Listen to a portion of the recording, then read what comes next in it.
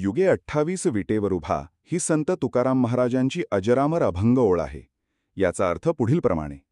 विठोबा म्हणजे परमेश्वर स्वतः. 28 चतुर्युगांपासून एकाच ठिकाणी विटेवर विठोबा उभे आहे. कोणासाठी? आपल्या भक्तांसाठी. युगे 28 विटेवरी उभा यातील युगे 28 म्हणजे नेमके काय?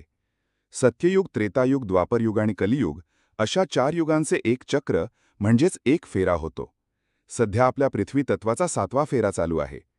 म्हणजेच 7 गुणिले 4 बरोबर 28. सध्या 28वे युग चालू आहे. विठोबा 28 युगांपासून उभेच आहे. याचा अर्थ विठोबा 28 युगांपासून निर्गुण स्वरूपात म्हणजेच तत्वरूपाने कार्यरत आहे.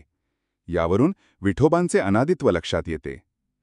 4 वेद, 18 पुराणे आणि 6 शास्त्रे यांची बेरीज 28 होते. म्हणून विठोबा युगे 28 उभे आहे.